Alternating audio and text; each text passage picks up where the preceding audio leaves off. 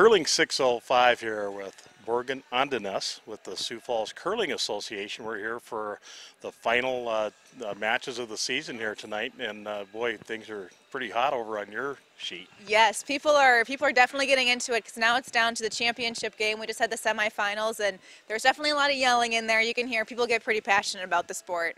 Well, I'll tell you what,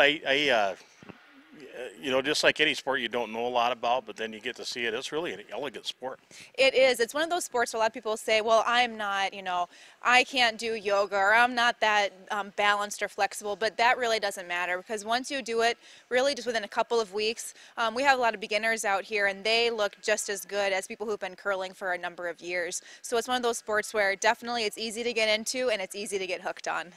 So how many people over the course of the winter and spring participated in curling in Sioux Falls? We had over 120 people just in our league alone, and we had about another 200 to 300 people who showed up to our open Learn to Curl sessions. So we've had a really great opportunity to get out in the Sioux Empire community and really bring the sport of curling to a lot of people. Do you think there's a possibility in the future of like doing curling tournaments here and inviting curling teams from around the region? Absolutely. We definitely are looking forward to having maybe some South Dakota bonspiels. There's a lot of clubs, even just around the state of South Dakota, as we're all finding out, and as well as bringing some of our friends from the neighboring regions down. North Dakota has a bunch of great clubs, Minnesota, so we definitely would love to hold some bonspiels here at the Iceplex. You know, it's kind of nice you have your sheet over here and kind of a permanent home now, right along with the Stampede. So, I mean, that's a pretty neat place to be. Absolutely. We love being at the Iceplex. It's great ice, great facility, but then we also have a nice place to socialize after our games. Curling is a very social sport, so not only is it very competitive, but it's also has a lot of camaraderie in it. So it's traditional for teams to sit down after a draw, which is what a game is called, is a draw, and it's called broom stacking. So it used to be back in Scotland in the 1500s, they would stack their brooms by the fire and sit down and have a drink together. And it's actually traditional that the winning team buys the losing team a drink. Well, I would be wanting to throw the games in if I could get a free beer out here. So how long have you been curling?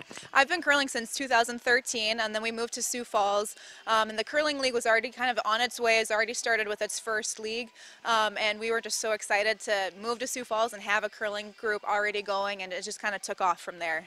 We cover a lot of sports, and you know, in most of them, it seems like on a physical advantage, that testosterone does give men an advantage over women in some sports, but that is absolutely not the case in curling, is it? No, curling is it's a finesse sport.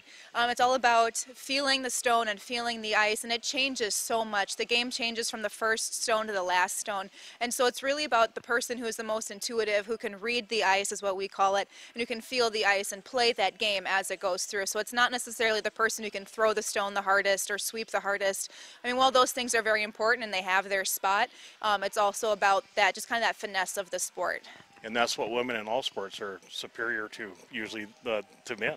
Sometimes we like to think that, yeah, a little bit more finesse perhaps, but we all have a lot of fun. We play co-ed games currently, so it's all genders, all ages play together. We're looking at potentially maybe having like a men's league or a women's league in the future, but for now we're all co-ed. So. How, if somebody's watching this and they're interested to try to get some more information, how will they find you? Definitely. So we have a website, sfcurling.com. We're on Facebook, facebook.com/sfcurling, and we're on Twitter at Sioux Falls Curls. And now you're on Curling 605. Exactly. Now we're on Curling 605. You can go to that website and you'll find links to all of our other social media sites. Great. Well, thanks, Morgan, for spending a little bit of time with us. We're really enjoying the meet here tonight. And do you have any predictions for the championship? Oh, gosh. It's going to be a close one. We have one team that's a brand new team this year. They're a team of novice players. And then we also have a team that's a more experienced team. They've been curling since the beginning with us. And they're definitely going to be two difficult teams going up against each other. They kind of play a different game, so it'll be interesting to see how those two play out. It'll sure be fun. Well, thanks very much for spending some time with us, and good luck in the future. I can't wait to do more Curling 605. Perfect. Thank you so much.